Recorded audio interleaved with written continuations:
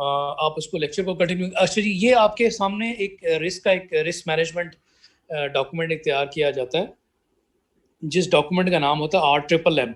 RMMM तो नहीं लिखेंगे डॉक्यूमेंट का नाम, एब्रीवेशन नीचे देख के आप इस तरह भी लिख सकते हैं, risk mitigation, monitoring and management. ठीक है, RMMM, M stands for mitigation, second M stands for monitoring and third for management।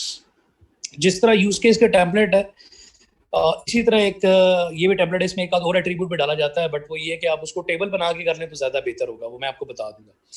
तो ये मैं इसको एक्सप्लेन करता हूँ एग्जाम्पल देके, और आपके लेक्चर में रिकॉर्डेड होगा, डेफिनेटली आप इसको लिख भी सकते हैं और बाद में लिख सकते हैं, और उसको मैं और भी एग्जांपल्स जब शेयर करूंगा तो वो भी डिस्कस कर लेंगे, और उसके मुताबिक, उसी पैटर्न के मुताबिक मिलते जुलते जो है इसको आइडेंटिफाई करेंगे। अच्छा जी, सबसे पहले रिस्क आईडी है, और R स्टैंड्स फॉर रिस्क है, और R01 कर दें। रिस्क का जो नेम है, अभी यहाँ पर नेम लिखेंगे। मैं पहले ज़रा एट्रीब्यूट समझा दूँ, फिर बहुत आसान है, ज़्यादा मुश्किल नहीं एट्रीब्यूट। फिर रिस्क के नेम में वहाँ पर रिस्क का नाम लिखेंगे, इसी तरह जिस तरह हम लिखते थे यूज़ केस वगैरह के नाम। अगर वो यूज़ केस के जो नेमिंग कन्वेंशन थे वो वर्ब और नाउन था, इसमें नेमिंग कन्वेंशन नहीं है, बट इसमें जो है आप अपने तौर पे एग्जांपल तौर पे नाम दे सकते हो, मैं बताऊंगा। फिर रिस्क को डिस्क्राइब करेंगे, रिस्क की कैटेगरी लिखेंगे। 3 तरह के रिस्क की मेजर कैटेगरी होती है, एक होता है प्रोडक्ट रिस्क, एक होता है फाइनेंशियल रिस्क, और एक होता है मार्केट रिस्क। ठीक है, तो हमने जो रिस्क जो बेसिकली जब प्रोफेशनल लेवल पे करते हैं तो उसमें हर तरह की कैटेगरी के हवाले से रिस्क के आइडेंटिफाई किए जाते हैं। पहले एक लिस्ट बनाई जाती है, ये तो डॉक्यूमेंट है ना, एक लिस्ट बनाई जाती है कि कौन कौन से रिस्क हो सकते हैं, टीम से डिस्कस किया जाता है, और भी अगर आइडिया आता है कि वो रिस्क हो सकता है कि नहीं हो सकता, वो नोट किया जाता है। तो रिस्क प्रिपेयर्ड बाय किसने किया, प्रिपेयर्ड ऑन किस डेट पे किया, अपडेटेड किसने किया, रिस्क को अपडेटेड किस डेट पे किया, रिस्क की प्रोबेबिलिटी क्या है, यानी प्रोबेबिलिटी कितने परसेंट अकरेंस के चांसेस हैं, आप 50, 60%, 70% आप इस तरह लिखें। रिस्क का इम्पैक्ट का मतलब है कॉन्सिक्वेंसेस, उसके असर अंदाज। ठीक है, मैंने आपको बताया था पढ़ाते वक्त भी कि रिस्क के इम्पैक्ट हो सकता है, इसको मैं पॉइंट्स अभी मैं जब एक्सप्लेन करूंगा तो आप इसको पॉइंट्स बेस भी कर सकते हैं, very low, low, normal, high, very high, इस तरह कर सकते हैं। ठीक है, और जिस तरह उसकी ये जो दोनों पॉइंट्स हैं, ये जो है एक्सपर्ट जो रिस्क के हैं या सीनियर मैनेजमेंट लेवल पे जो बैठे हुए हैं, ये वो ही सारी चीज़ें शेयर कर सकते हैं। फिर जो लास्ट बट नॉट लीस्ट सबसे इंपॉर्टेंट चीज़ जो है, ये रिस्क मैनेजमेंट की हेडिंग के अंदर 3 मेजर चीज़ें आ रही हैं, रिस्क मिटिगेशन, फिर risk monitoring and risk response, या रिस्क को मैनेजमेंट भी बोलते हैं या रिस्क रिस्पॉन्स। इसके अंदर फिर स्टेप्स लिखने होते हैं। लफ्जी मतलब रिस्क मिटिगेशन का लफ्जी मतलब है रिस्क को रिड्यूस करना, मिटिगेशन रिडक्शन, रिड्यूस करना। ठीक है जी। फिर आ जाता है मॉनिटरिंग, कि क्या क्या स्टेप्स आपने परफॉर्म करने हैं, लिखने हैं इसमें स्टेप्स, क्या क्या स्टेप्स होंगे जो परफॉर्म करने हैं, और उनको इन ऑब्जर्वेशन में रखना है, सो दैट कि कहीं रिस्क अकर तो नहीं हो गया, ये चेक रखना होता है। रिस्क रिस्पॉन्स का मतलब होगा जो भी यहाँ पर इसमें स्टेप्स लिखेंगे, यानी रिस्क जब अकर हो जाएगा तो आपने फिर क्या स्टेप्स परफॉर्म करने हैं। तो ये एक रिस्क को लिखने का एक पैटर्न है, और ये प्रोएक्टिव रिस्क स्ट्रेटेजी को हम अप्लाई करते हुए पहले से रिस्क प्रॉपर रिस्क मैनेजमेंट का एक डॉक्यूमेंट बना रहे हैं, जिसको डॉक्यूमेंट जो है ना बोला जाता है RMMM। इसमें एक और चीज़ भी यहाँ पर ऐड करेंगे तो कंफ्यूजन हो जाएगी। अगर आप रिस्क रैंक जो है ना, कि रिस्क रैंकिंग आप दे रहे हैं, रिस्क रैंकिंग किस बेस पर दे रहे हैं, रिस्क की प्रोबेबिलिटी पर। ठीक है, रिस्क की प्रोबेबिलिटी मींस के रिस्क के जितना परसेंट अकरेंस के चांसेस होंगे, उसके जो है ना वो रैंकिंग जो है उस ऑर्डर में आप उसको बना लेंगे। ठीक है, तो जिसके ज्यादा परसेंट अकरेंस के चांसेस होते हैं उसको आप प्रायोरिटी वाइज रैंक, रिस्क को रैंक नंबर 1, फिर 2, 3। तो हमने तो पढ़ी थी टेक्निक पढ़ी थी टॉप 10, जो फेमस है वो टॉप 10 है। ये नहीं कि 10 ही होने चाहिए, 10 बनाने लाजमी है, कम भी हो सकते हैं, ज्यादा भी हो सकते हैं, आप उसको फिर इस तरह ऑर्डरिंग में करते जाएंगे। मगर इसमें एक और एट्रीब्यूट यहाँ पर ऐड ना करें, मगर एक टेबल बनाएं, अलग से टेबल बनाएं कि वहां पर रिस्क आईडी चलेगी। डेफिनेट रिस्क आईडी नंबर कौन सा है वो आपको इजी है। रिस्क आईडी है जी 14। अब वो जो ही 14 वाला पेज खोला, रिस्क 14 खोला, तो आपको सामने आएगा रिस्क आईडी। 4 कॉलम बना देंगे, एक टेबल बनाएंगे जिसमें पहला एट्रीब्यूट होगा, कॉलम की हेडिंग होगी रिस्क आईडी, सेकंड होगी रिस्क नेम। ये एक और डॉक्यूमेंट की बात बता रहा हूँ from management perspective point of view से, कि जो मैनेजर ने इस चीजों में रिस्क का करंट रैंक क्या है और प्रीवियस रैंक क्या था। ठीक है, तो पहले आप कॉलम में प्रीवियस रैंक लिख देंगे और फिर करंट रैंक लिखेंगे, इस ऑर्डर में होता है। रिस्क आईडी, फिर रिस्क नेम, फिर प्रीवियस रैंक एंड ये अपना माइक्स डिसेबल करें यार। अमरीन तुम्हारा तो रोला ही लगा रहता है हर वक्त, तुम जो इन चक्करों में फंसी रहती हो, ये वॉइस नहीं चल रही, नेट का इशू है, ये है वो है, इसका तो यही हाल रहता है। किसी न किसी स्टूडेंट ने ना बीच में पसोड़ी डालनी होती है, स्मूथ जब लेक्चर चल रहा होता है ना, शू शां पौ पां शी करनी होती है, सारा लेक्चर की जो लेक्चर एक्सप्लेनेशन होती है वो उधर बीच में रह जाती है। किसी ने अगर व्यू करना हो, सुनना हो फ्यूचर में और भी लोगों ने, ओके यार ये देखें कैसे ऐसे स्टूडेंट है।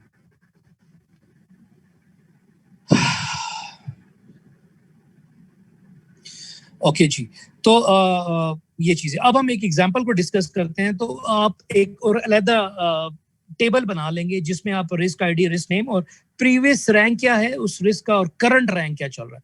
तो उसमें रिस्क रैंकिंग जो है ना, प्रीवियस रैंक तो उसके वो सारे होते हैं, जो करंट रैंक है उसकी ऑर्डरिंग और इंडेक्सिंग पोजीशन भी चेंज होती रहनी चाहिए और होती भी है। ये नहीं है कि जो थ्रेटनिंग रिस्क था वो एंड तक थ्रेटनिंग रिस्क ही रह जाएगा, नहीं ऐसा नहीं होता, ऊपर नीचे सारी चीजें चलती रहती होती हैं और ये एक कांस्टेंट है। अब हम एग्जांपल डिस्कस करते हैं और उसको मैं एग्जांपल को एक्सप्लेन करता हूँ कि क्या चीज़ है।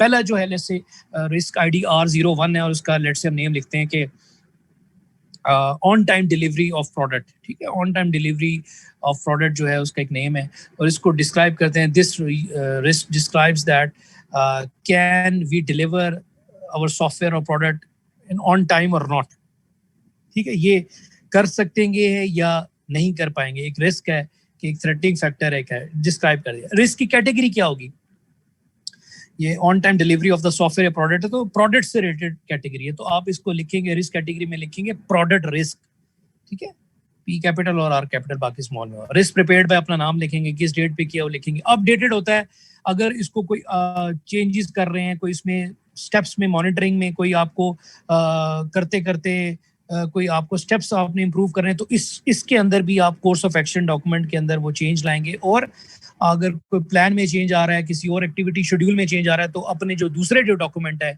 जिसको प्रोजेक्ट प्लान है या जिस पे टाइमलाइन डिफाइन की हुई है, गैंट चार्ट वगैरह चीजें, उनमें वहां पर भी चेंज लाएंगे, ठीक है। अब हम प्रोबेबिलिटी का आते हैं कि ये on time delivery of the product जो है लेट्स से कितने % चांस है इसकी अकरेंस के, ये चीज समझने वाली है। मैंने आपको एक जनरल समझाया था कि जो भी रिस्क है वो डेफिनेटली प्रोजेक्ट के अंदर तो होता है, मगर ये जो रिस्क है कि डिलीवरी ऑफ द प्रोडक्ट की बात है, ठीक है, कि हमने टाइम पे डिलीवर किया कि नहीं किया। अब इसकी अकरेंस या प्रोबेबिलिटी को कैलकुलेट करने के लिए जो एक मैनेजर को क्या क्या फैक्टर्स या क्या क्या बेसिक पॉइंट्स जो है ना वो हेल्प आउट करेंगे। फॉर एग्जांपल आपकी ऑर्गेनाइजेशन का बिहेवियर कैसा है, काम करने के तरीकेकार कैसे हैं और आपके प्रोफेशनलिज्म ऑर्गेनाइजेशन के अंदर जो आपकी टीम है वो कितने प्रोफेशनल है, कितने लॉयल है, कितने डेडिकेटेड है, कितने पंक्चुअल है, कितने प्रोफेशनलिज्म में ये चीज होती है, ठीक है। अगर वो टाइम पे नहीं भी हो रहा तो वो फिर एक्स्ट्रा टाइम लगा के, तो क्या ट्रेंड है, क्या अपॉर्चुनिटी नजर आती है, तो ये चीज आपको फिर उसकी इस तरह के रिस्क को, अभी अगर हम और एग्जांपल देखेंगे उसमें फिर उस प्रोडक्ट के अंदर से फॉर एग्जांपल स्कोप क्लियर है कि नहीं है, वो तो जो भी प्रोजेक्ट का हमें टास्क कोई मिल रही है, कोई बताया जा रहा है सिनेरियो, वो तो उसमें से देखेंगे ना कि कोई चीज हमें समझ आ रही है नहीं आ रही।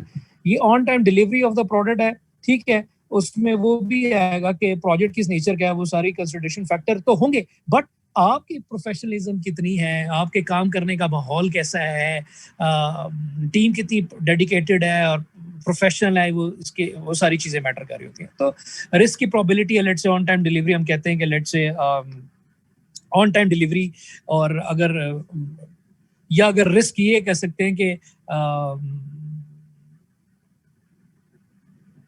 ऊपर रिस्क का जो नेम है वो इस तरह लिख सकते हैं कि नॉट ऑन टाइम डिलीवरी, ठीक है ना, क्योंकि डिलीवरी ऑफ द प्रोडक्ट उस तरह भी आप समझ सकते हैं, मगर हम अगर हम उसकी अकरेंस की बात करें कि ये रिस्क अकर हो सकता है कि नहीं सकता, नॉट मीटिंग, आप कुछ भी एक रिस्क का नाम एक बना सकते हैं, उसको डिस्क्राइब करके उसको थोड़ा सा लिख सकते हैं कि डिलीवरी ऑन टाइम होगी प्रोडक्ट की या नहीं होगी, डिलीवर कर पाएंगे नहीं कर पाएंगे, ठीक है। उसका नेम में थोड़ा सा आप थोड़ा सा उसको शॉर्ट वर्ड्स में लिख ले, 3-4 वर्ड्स में। डिस्क्राइब में आप थोड़ा सा लिख सकते हैं कि विल मीटिंग द प्रोडक्ट और delivering the product on time or not, ठीक है। तो रिस्क नेम में नॉट ऑन टाइम डिलीवरी लिखते ऑफ द प्रोडक्ट, ठीक है, खाली वर्ड नहीं यूज करें, non time of the software product की बात करें तो उसके प्रोबेबिलिटी के लेट्स हम कहते हैं कि जी 30% चांसेस है लेट्स से, क्योंकि लेट्स से हम कहते हैं कि 20% है, 30% है, कम है। तो इसके इम्पैक्ट क्या हो सकता है? क्या अगर जब on time delivery of the product नहीं हो रही तो उसका इम्पैक्ट क्या होगा? वेरी लो होगा, लो होगा, हाई होगा या वेरी हाई होगा? इट डिपेंड्स है। और ऑन टाइम डिलीवरी नहीं हो रही तो डेफिनेटली या तो आप हाई लिखेंगे या वेरी हाई लिखेंगे, आपकी सिवियरिटी लेवल किस लेवल पे है। और अगर आप डिफरेंट माइलस्टोन्स की अगर आप कोई बना रहे हैं तो वो डिपेंड है। अगर आप फाइनल प्रोडक्ट डिलीवरी की लिख के एक रिस्क लिख रहे हैं, क्योंकि सिर्फ एक फाइनल प्रोडक्ट डिलीवरी होती है और उसके अंदर जो प्रोजेक्ट के अंदर डिफरेंट फेजेस के माइलस्टोन्स है वो भी रिस्क है कि यार क्या पता हम इंसेप्शन का जो माइलस्टोन्स है वो हम अचीव कर पाए ना कर पाए, जो हमने टाइम फ्रेम रखा हुआ है उसमें ही करना है।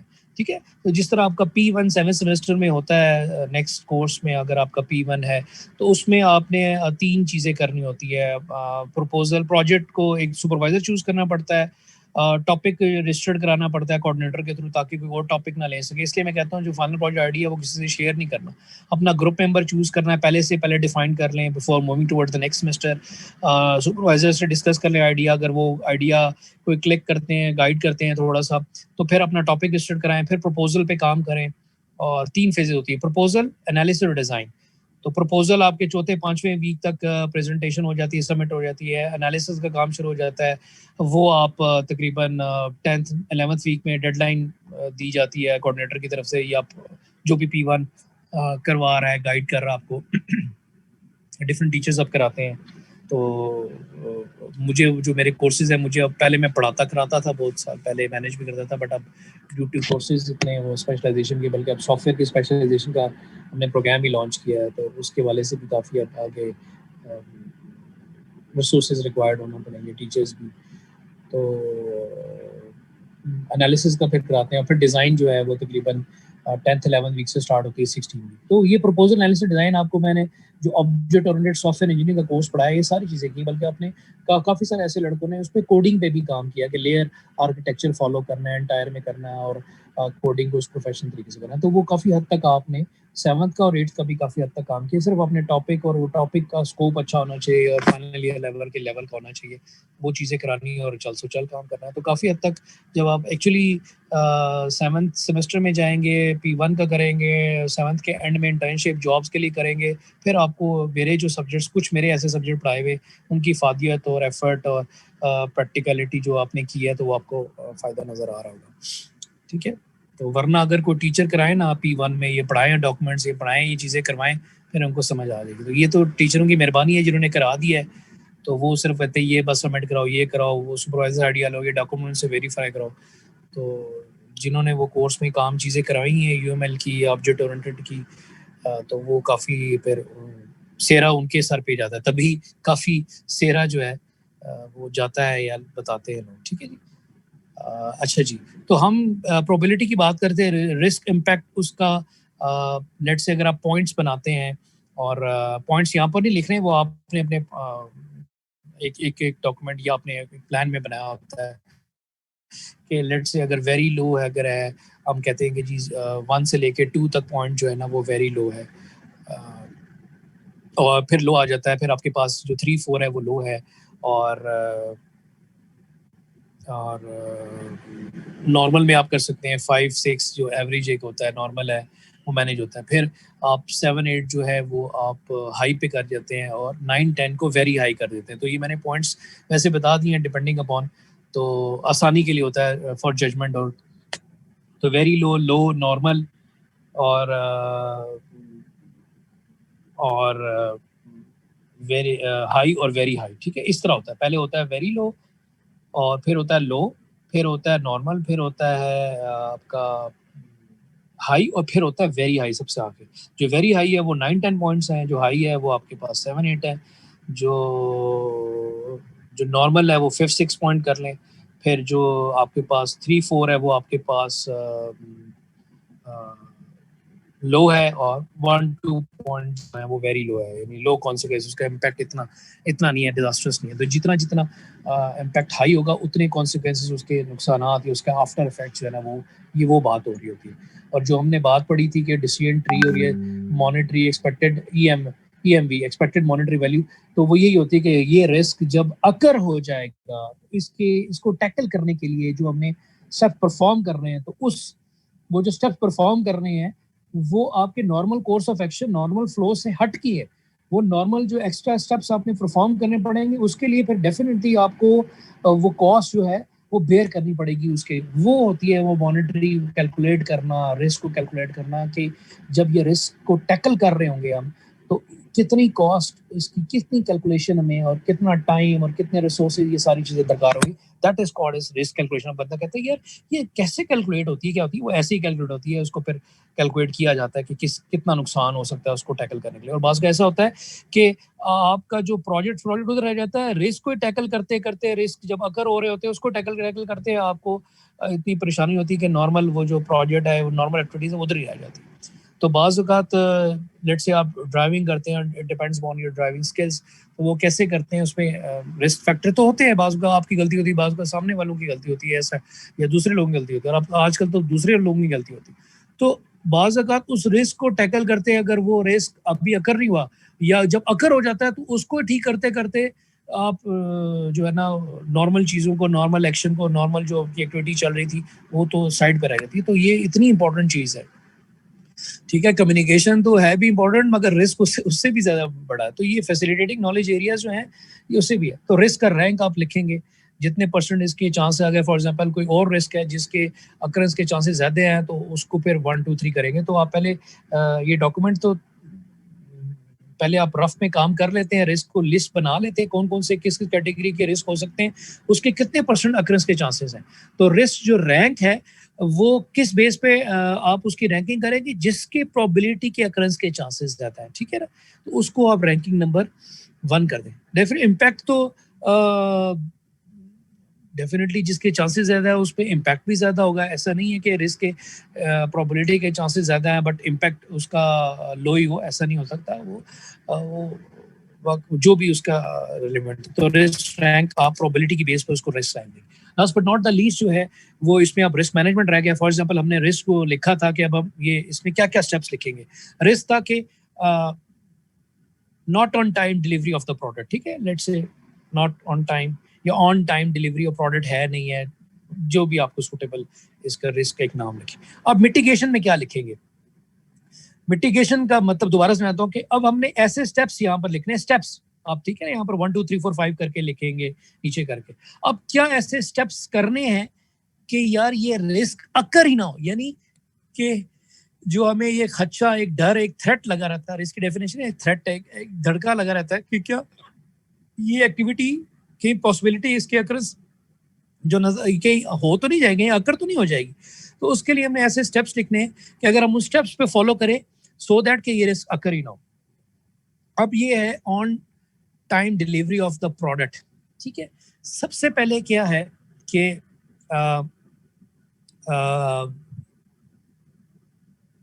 इसमें जो आपने स्टेप्स करने हैं, पहले लिखेंगे प्रॉपर स्कोप अंडरस्टैंडिंग। आप लिख सकते हैं, या लेक्चर में भी है, स्कोप अंडरस्टैंडिंग आपके पास, स्कोप अंडरस्टैंडिंग या स्कोप इज क्लियर्ड, ठीक है, ये स्टेप्स है। स्कोप अंडरस्टैंड है, स्कोप वेरिफिकेशन एक नेक्स्ट स्टेप है। Scope understanding and scope verification, understand scope हो गया और वेरीफाइड भी हो गया। इसका डिलीवरी ऑफ द प्रोडक्ट से क्या ताल्लुक है, ठीक है। फिर क्या है, proper task allocation, second step बना लें या थर्ड स्टेप बना लें, सेकंड स्टेप बना लें। स्कोप अंडरस्टैंडिंग है और फिर स्कोप वेरिफिकेशन, इसका एक पॉइंट बना लें, proper scope understanding and scope verification. Scope verification अगर नहीं है तो फिर ये सारी चीज़ें, फिर एस्टिमेशन में, फिर टास्क एलोकेशन, ठीक है, प्रॉपर टास्क एलोकेशन। प्रॉपर का मतलब है जिसकी जो अहलियत है उसको वो टास्क असाइन दी जाए, ठीक है। फिर थर्ड पॉइंट बनेगा proper time management, time estimation, proper task time estimation. तो जब आप प्रोजेक्ट्स की इनिशियल क्लाइंट्स के साथ डिस्कशन कर रहे होते हैं, तो ये सारी चीज़ें करके बैठते हैं कि कॉस्ट एस्टिमेशन कितनी लगेगी और टाइम एस्टिमेशन कितना दरकार होगा। मैंने आपको टूल भी बताया हुए हैं कि कॉस्ट एस्टिमेशन के टूल है, जो कोकोमो है, कोकोमो 2 मॉडल, कोकोमो 1 भी था constructive cost model, and Kokomo 2 भी था, वो नेट पे भी अवेलेबल है। बट उसको अप्लाई करने के लिए आपको कॉस्ट एस्टिमेशन की डिफरेंट जो टेक्निक्स हैं, फंक्शन पॉइंट्स या ऑब्जेक्ट पॉइंट में से कोई एक चीज़ लगा के, ऑब्जेक्ट पॉइंट खासतौर पे क्यों ज़्यादा अप्लाई की जाती है क्योंकि ऑब्जेक्ट पॉइंट यूजिंग ऑब्जेक्ट्स की बेस पर, ऑब्जेक्ट मीन क्लासेस, और ऑब्जेक्ट ओरिएंटेड अगर आप डॉट लैंग्वेजेस को यूज़ कर रहे हैं और ऑब्जेक्ट पॉइंट्स को आप कैलकुलेट कर रहे हैं, पहले ऑब्जेक्ट पॉइंट्स आपको कैलकुलेट करने पड़ेंगे, उस ऑब्जेक्ट पॉइंट्स को जो भी वैल्यूज होंगी वो आगे आप कोकोमो के अंदर भी यूज़ करेंगे, उसके बगैर आप कर नहीं सकते। तो रिस्क मिटिगेशन में proper cost estimation and time estimation proper होनी चाहिए। फिर टाइम जो मैनेजमेंट है वो प्रॉपर टाइम मैनेजमेंट होनी चाहिए। टाइम जो टास्क को आप दे रहे हैं और उसको प्रॉपरली वो आप लुक फॉरवर्ड भी कर रहे हैं। ये स्टेप्स मैं बता रहा हूँ, इसमें 5-6 स्टेप्स हो गए। फिर क्या जी कि स्टेटस रिव्यू मीटिंग्स है, ठीक है। स्टेटस रिव्यू प्रोजेक्ट की प्रोग्रेस देख रहे होते हैं। फिर इसमें आप इसमें लिख सकते हैं स्टेटस रिव्यू मीटिंग्स भी करना है ना, of project status review meeting कर सकते हैं। फिर नेक्स्ट स्टेप आप लिख सकते हैं इंडिविजुअल जो टास्क की परफॉर्मेंस है, इंडिविजुअल किसी टीम मेंबर की परफॉर्मेंस है वो भी आप एवेल्यूएट मीन असेस कर रहे होते हैं साथ साथ। और फिर जो है कि इसमें जो है जिसको कहते हैं ना कि शाबाशी और वो भी प्रोवाइड करना, ठीक है। ये जो भी टास्क परफॉर्म अच्छा कर रहा होता है उसको अप्रिशिएट करना, और जो टास्क नहीं परफॉर्म कर रहा उसको गाइड भी करना, और साथ साथ उसको थोड़ा सा तड़का भी लगाना। तो जब ये सारी चीजें मॉनिटरिंग और उसके रिवॉर्ड भी मिल रहे होंगे ना, सुना जरा, सिर्फ मॉनिटरिंग नहीं होता, सिर्फ गाइडेंस नहीं होता, तो शाबाशी भी मिलती है। जो अच्छा काम करते हैं उसको शाबाशी, अप्रिसिएशन भी मिलती है। अगर टीचर मोटिवेट कर रहा है, मोटिवेटर है, तो वो सुखा मोटिवेटर नहीं है कि वो सिर्फ बातें ही कर रहा है, वो भाषण ही दे रहा है, वो खुद भी एफर्ट कर रहा है, वो खुद भी समझा रहा है, वो खुद भी काम करके कराता भी है, कर रहा है। और वो जो अच्छे काम कर रहे हैं उनको शाबाशी और इंसेंटिव और मोटिव भी मिलता है, मोटिवेशन भी देते हैं। और जो नहीं कर रहे उनको हर वक्त डिग्रेड नहीं करना, उसको बाज़ औक़ात तो उनको गाइड भी करना होता है, बाज़ औक़ात उनकी सलाह करनी है, बाज़ औक़ात उनको उसके अपने हाल पे छोड़ना है ताकि वो गिर पड़ के सीखे। अभी आपके एजुकेशनल कैरियर चल रहा है तो आप गिरते पड़ते भी सीख सकते हैं, टफ टाइम मिल सकता है, बाज़ औक़ात आपको रिलैक्सेशन मिलती है, बाज़ का टीचर नहीं देता, वही टीचर तो वो आपको सिखाना चाहते हैं चीज़ में कि आपने एफर्ट खुद भी करनी है, आपने सीखना भी है, तो गिरते पड़ते बंदा सीख ही जाता है। तो ये सिर्फ मिटिगेशन के ये मैंने तकरीबन 9-10 पॉइंट लिखे हैं। अगर हम प्रॉपरली बैठे तो कितने पॉइंट्स, तो ये आप स्टेप्स सिर्फ जुबानी कलामी इस डॉक्यूमेंट में नहीं होंगे, ये साथ साथ देखते रहना है मैनेजर ने कि प्रॉपर मैंने एलोकेशन की है, प्रॉपर मैं उनकी सर्वेलेंस मॉनिटरिंग कर रहा हूँ कि वो काम भी कर रहे हैं कि नहीं कर रहे। अब हमने ये रिस्क अकर नहीं होने देना कि ऑन टाइम काम होता है कि नहीं होता। अब ये रिस्क हमने अकर नहीं होने देना। अब मैंने टास्क दे दिया और मैं पूछूं भी ना, तो भाई टास्क ये नहीं होता कि बस आपने बना लिया, मैंने पढ़ा लिया, अब ये जनाब ये तो वो जो शासक काम करता रहेगा, ठीक है, गाइडेंस आप एक दूसरे को हेल्प आउट करते हैं, कर सकते हैं, बट जो साथ साथ वैल्यूएशन असेसमेंट आप सबमिट कराते रहेंगे, वो जो कराता रहेगा, जिस तरीके से कराएगा उसको उस तरह मिलता रहेगा। एट द एंड तो सब लोग एक दूसरे की वो कहते हैं छापा कमेटी कॉपी पेस्ट करके सब चीजें आप कर सकते हैं, but with passage of time जो क्विज की या टास्क की असेसमेंट होती है वो कुछ और होती है, उसकी वैल्यूएशन या उसका लेवल, या फिर स्टूडेंट्स को भी एहसास होता है कि यार साथ साथ काम करना है, साथ साथ जो किया है हमें फिर उसका भी रिवॉर्ड भी मिलेगा। तो ये मिटिगेशन है। और साथ साथ अगर मैंने काम दे दिया बट मैं उसको असेस ही ना करूं, बात को डेडलाइन नहीं रखूं, फिर तो कुछ भी नहीं होगा। तो अगर मैं अपनी टीम में काम कर रहा हूं और मैंने डेडलाइन को मीट कराना है तो मैं साथ साथ उनको मॉनिटर भी करूंगा, साथ साथ उनको मोटिवेशन भी दूंगा, साथ साथ शाबाशी भी दूंगा जो सही काम करेंगे, जो नहीं कर रहे उनको सलाह भी करूंगा, उनको गाइड भी करूंगा, और फिर उनको तड़का भी लगेगा ताकि वो सीखे। तो ये तो था मिटिगेशन स्टेप। मिटिगेशन बड़ी इंपॉर्टेंट होती है कि हमने रिस्क के फैक्टर्स को, रिस्क के प्रोबेबिलिटी या रिस्क के चांसेस को रिड्यूस करना है। अगर ये मिटिगेशन स्टेप्स आप ठीक परफॉर्म कर रहे हैं तो फिर जो रिस्क की जो प्रोबेबिलिटी है, लेट्स से आपने 30% लिखा था, वो रिस्क की प्रोबेबिलिटी के चांसेस कम हो जाएंगे वक्त के साथ साथ। उसकी जो रैंकिंग है, डेफिनेट रैंकिंग अगर चेंज हो रही है, लेट्स से एक रिस्क है जिसके 80% 90% चांस है कि यार ये हो जाएगा, ठीक है, तो वो हो जाएगा। तो फिर वक्त के साथ साथ जब आप ये इसको ठीक कर रहे होते हैं तो उसके अकरेंस की, उसकी प्रोबेबिलिटी के चांसेस भी आप इसको फिर ठीक कर लेते हैं। ये नहीं करेंगे कि पुरानी प्रोबेबिलिटी क्या थी, आपकी प्रोबेबिलिटी क्या थी, फिर आप उसको अपडेट करने का मकसद ये है कि उसकी प्रोबेबिलिटी अगर सेम है तो ठीक है, अगर तो चेंज होती है आप उसको चेंज करना पड़ेगा, रैंक भी चेंज करना। फिर मॉनिटरिंग। अब हमने क्या ऐसे स्टेप्स करने हैं कि ये देखना है कि कहीं रिस्क अकर तो नहीं हो गया। हाँ, अब ये जो अपने मिटिगेशन में कुछ ऐसे 2-3 स्टेप्स लिखे, ये मॉनिटरिंग में अगर लिख दें तो ज़्यादा बेहतर होगा।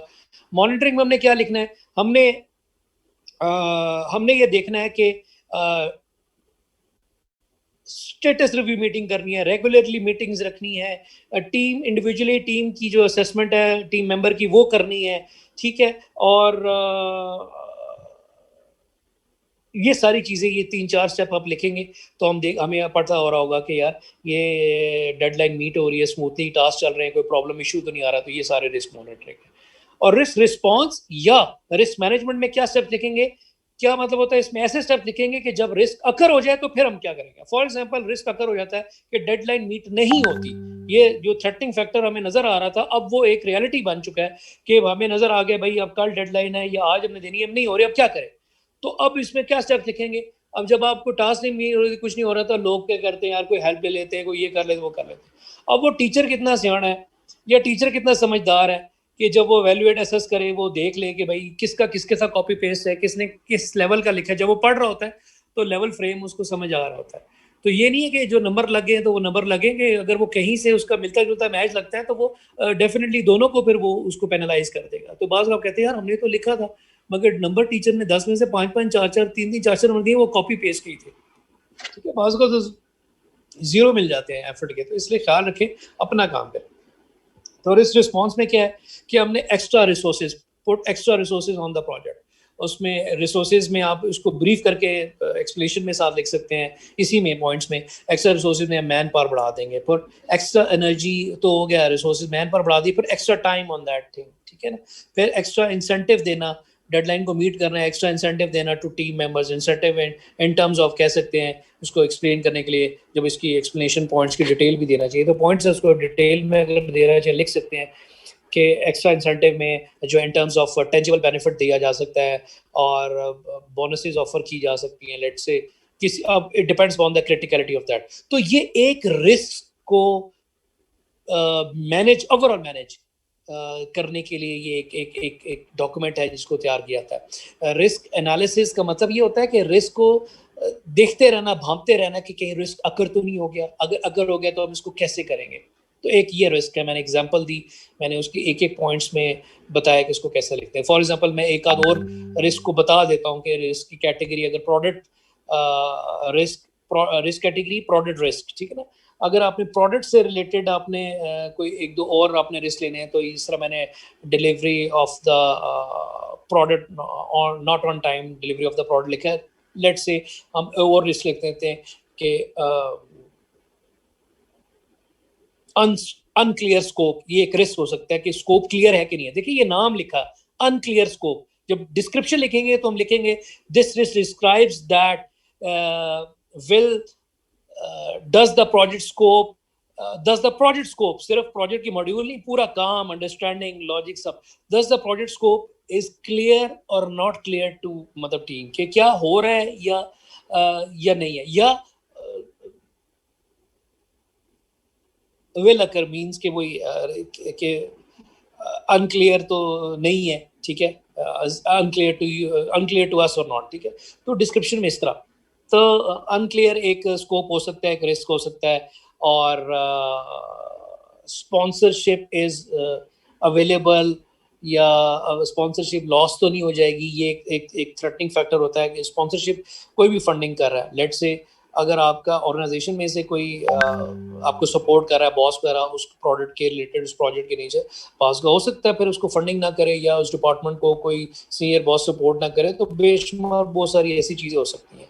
तो स्पॉन्सरशिप हो सकता है। फिर एक थ्रेटनिंग रिस्क ये भी हो सकता है, लेट्स से कि यूज़र की आपको सपोर्ट है कि नहीं है, ठीक है, यूज़र कितना आपको सपोर्टिव है उस प्रोजेक्ट से रिलेटेड, एक रिस्क है। अगर यूज़र आपको सपोर्ट ना दे तो वो आपका काम और धरे का धरा भी रह सकता है, फिर मुश्किलात, परेशानी आ सकती हैं।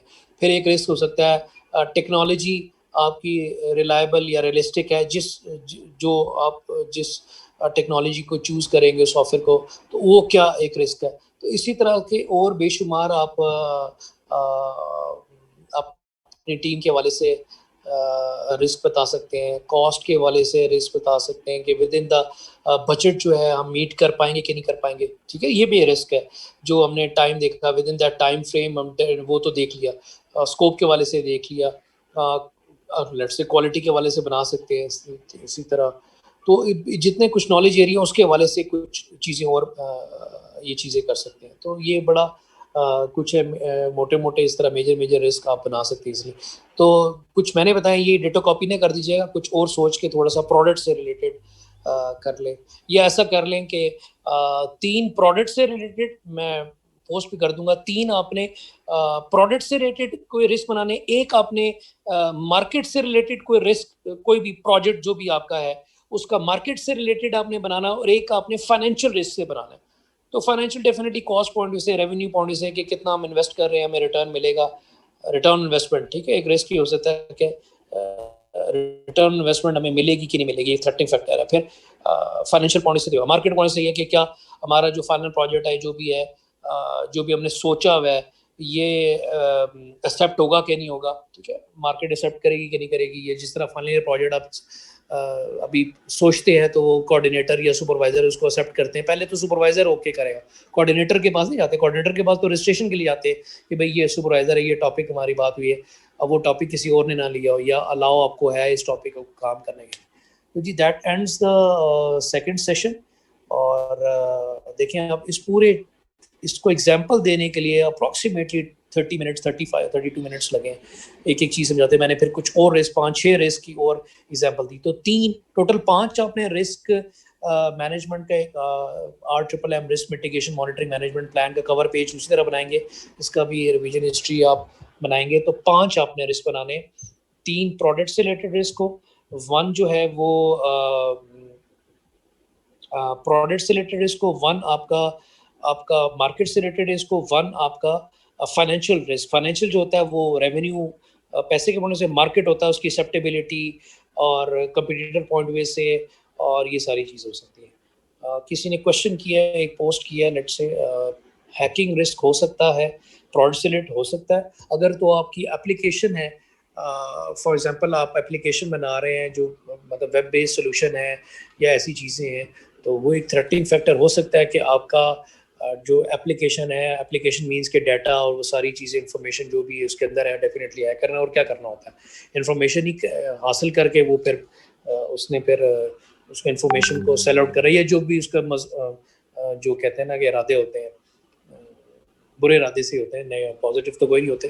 तो बिल्कुल हो सकता है प्रोडक्ट से रिलेटेड रिस्क है कि जो भी हम एप्लीकेशन पे काम कर रहे हैं वो इंफॉर्मेशन जो है, वो जो प्रोडक्ट है वो हैक हो ना हो जाए, हैक हो सकती है, ठीक है।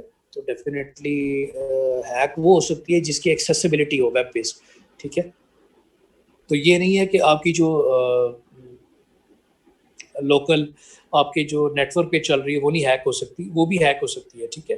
तो बेसिकली जब आप वेब की बात करते हैं तो वेब में ये है कि पूरी दुनिया भी आप उसको कहीं से भी उसको एक्सेस करने के लिए, पूरी दुनिया के लिए वो इन्फॉर्मेशन को डिस्ट्रीब्यूट करने के लिए वो आप वेब का एक सहारा लेते हैं, वेबसाइट का, वेब पोर्टल का जो भी है। और अपनी इंफॉर्मेशन या अपना प्रोडक्ट और अपनी जो अर्निंग या बिजनेस है जो उसको फैलाने के लिए। तो जब इंफॉर्मेशन डिस्ट्रीब्यूट हो रही है, तो when you are on the internet you have 100 more than 100% chance that you can be hacked. That you can be hacked का मतलब, यू का मतलब एक सीधा एक इस्तेमाल के तशबीह दी गई है कि आप, यू का मतलब है your system, and your system का मतलब है उसके अंदर से इंफॉर्मेशन, डाटा या कस्टमर्स का रिकॉर्ड या उनके उनके क्रेडेंशियल्स या उनके जो भी आपके कार्ड नंबर वाला जो भी है। तो yes, that can be information. उसको कैसे टैकल कर रहा है, उसको कैसे चीज़ें देखनी है वो देखनी है। तो हैक अगर आपका प्रोडक्ट जो है वो वेब बेस्ड है या इस तरह की चीज़ें हैं, या अगर आप जनरल भी कर रहे हैं तो हैक का आप कर सकते हैं, ठीक है जी। That ends the overall contents. हमारे जो SPM के 9 नॉलेज एरियाज थे उसमें से हमने 7 नॉलेज एरियाज पढ़े, और उसके पहले हमने 2 चैप्टर भी पढ़े थे। इंट्रोडक्शन टू प्रोजेक्ट मैनेजमेंट का एक चैप्टर था, और फिर नेक्स्ट जो चैप्टर था project management context and process. फिर हमने 3rd चैप्टर पढ़ा था प्रोजेक्ट इंटीग्रेशन मैनेजमेंट। फिर हमने स्कोप मैनेजमेंट पढ़ा था। फिर हमने टाइम मैनेजमेंट पढ़ा था। फिर हमने कॉस्ट पढ़ा था, फिर हमने क्वालिटी मैनेजमेंट पढ़ा था, फिर हमने कम्युनिकेशन मैनेजमेंट पढ़ा था, फिर हमने रिस्क मैनेजमेंट पढ़ा था।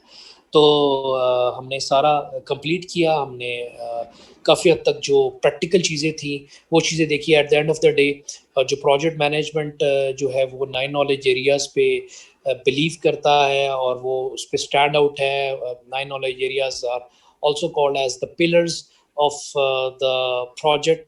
और हर नॉलेज एरिया में कुछ आपने देखे होंगे, प्रोसेसेस देखे होंगे, और उन सब प्रोसेसेस के अंदर आपने देखा होगा किसी में स्ट्रेटजी बताई जा रही है, किसी में कोई टूल यूज़ करके कोई आप एक डॉक्यूमेंट यूज़ करें। फॉर एग्जांपल मिसाल दोबारा देखते हैं कि टाइम मैनेजमेंट अपने नॉलेज एरिया पढ़ा, तो जो आपने टेक्निक्स पढ़ी टाइम की, याद होगा आपने एस्टिमेशन करने की आपने पढ़ी होगी टेक्निक्स, और उसके अंदर जो नेटवर्क डायग्राम पढ़ने की जो टेक्निक्स देखी, क्योंकि नेटवर्क डायग्राम बनाई जाती है और वो 2 मेथड आपने पढ़े, एरो डायग्राम मेथड या एक्टिविटी नॉरो या पीडीएम प्रेसिडेंस डायग्राम मेथड। वो टेक्निक्स को अप्लाई करते हैं आप शेड्यूल बनाने के लिए, और टूल कौन सा इस्तेमाल कर रहे हैं टाइम मैनेजमेंट जो नॉलेज एरिया के अंदर एमएस प्रोजेक्ट टूल यूज़ कर रहे हैं। उस टूल के अंदर को यूज़ करते हुए आप टूल एमएस प्रोजेक्ट है, देखें टूल्स और टेक्निक्स का फ़र्क पता होना चाहिए, ठीक है ना। डेवलपमेंट टूल आपका, अगर आप विजुअल स्टूडियो यूज़ कर रहे हैं उसके अंदर जो है आप प्रोग्रामिंग लैंग्वेजेस जो है ASP.NET यूज़ कर रहे हैं, उसके अंदर फ्रेमवर्क कौन सा यूज़ कर रहे हैं वो आप बताएंगे, कौन सा फ्रेमवर्क यूज़ कर रहे हैं। तो ये सारी चीज़ें हैं, सारी चीज़ें। और फिर जो भी आप इसके अंदर जो टेक्निक्स यूज़ करते हैं, जो अप्रोचेस यूज़ करते हैं, वो फिर बताते हैं कि हम एजेक्स यूज़ कर रहे हैं, हम ये चीज़ यूज़ कर रहे हैं, वो सारी चीज़ें। तो टूल्स एंड टेक्निक्स का पता होना चाहिए। फिर टेक्निक्स टूल्स थे और टेक्निक्स का क्या यूज़ करते हैं। तो हर नॉलेज एरिया के अंदर आपने कुछ आपने किसी में टूल का ज़िक्र हुआ, किसी टूल को देखा, किसी में आपने डॉक्यूमेंट्स उन टूल को यूज़ करते हुए आपने कुछ डॉक्यूमेंट बनाए। फिर कई दफ़ा आपने कुछ नॉलेज एरियाज़ के अंदर कुछ टेक्निक्स स्ट्रैटेजीज़ पढ़नी पड़ी, उसको बताएगी कि ऐसे हो तो ऐसे हो। तो डिफरेंट हमने आर्टिफैक्ट्स बनाए जिसमें हमने प्रोजेक्ट चार्टर बनाया, हमने WBS सबसे पहले प्रोजेक्ट चार्टर बनाया, और हमने सॉफ्टवेयर डेवलपमेंट प्लान एक बनाया। फिर उसकी कुछ रिक्वायरमेंट थी, फिर हमने जो है WBS बनाया, work breakdown structure. Work breakdown structure is the also the most important, मतलब प्लान तो है ही इम्पॉर्टेंट, उस प्लान के अंदर ये सारी चीज़ें आती भी हैं। फिर वर्क ब्रेकडाउन स्ट्रक्चर को मद्देनज़र रखते हुए फिर आप डिटेल स्कोप डेफिनेशन या एक्सप्लेनेशन आप दे सकते हैं हर टास्क की। फिर WBS को मद्देनज़र रखते हुए आपने जो है टाइम एस्टिमेशन की कि कौन सी एक्टिविटी पहले होगी और कौन सी बाद होगी और क्या इसमें एस्टिमेशन होगी। और फिर आपने टाइम मैनेजमेंट के अंदर एमएस प्रोजेक्ट के अंदर आपने गैंट चार्ट बनाया, नेटवर्क डायग्राम बनाई, फिर पर्ट एनालिसिस टेक्निक को भी आपने पढ़ा भी और अप्लाई भी किया, नेटवर्क डायग्राम बनाई, सारी चीज़ें। और कम्युनिकेशन मैनेजमेंट के अंदर डॉक्यूमेंट तो नहीं बनाया, बट उसके अंदर भी स्ट्रैटेजीज़ पढ़ी, और कम्युनिकेशन मैनेजमेंट के अंदर भी एक चार्ट था, डायग्राम थी, अगर आपको याद हो कि एक इंफॉर्मेशन जो एक टेबल आपने बनाया, जितने भी आपके स्टेक होल्डर्स हैं, वो सारे जो स्टेक होल्डर्स हैं उसका एक आपने एनालिसिस बनाया। और फिर आपने कम्युनिकेशन का एक टेबल बनाया कि कौन सा बंदा है उसके साथ किस डॉक्यूमेंट की हमने लेन देन करना है, क्या डेडलाइन है, किससे कम्युनिकेट करना है। ये आप अपने प्रोजेक्ट्स के लिए भी कर सकते हैं। हिस्टोग्राम शीट और रिसोर्स शीट एक बनाई जा सकती है। एमएस प्रोजेक्ट के अंदर अगर आपने सारा डाटा डाला हुआ है तो एक और आप एक डॉक्यूमेंट उससे प्रोड्यूस कर सकते हैं, जनरेट कर सकते हैं, that is called as resource sheet. That ends the overall lecture. Risk management at the end हमने प्रैक्टिस भी की, पढ़ा भी और बनाया भी। ओपन डिस्कशन करेंगे, कोई चीज़ पूछनी हो, टॉपिक समझना हो, तो नेक्स्ट वीक में हम ओपन डिस्कशन जूम सेशन पे करेंगे और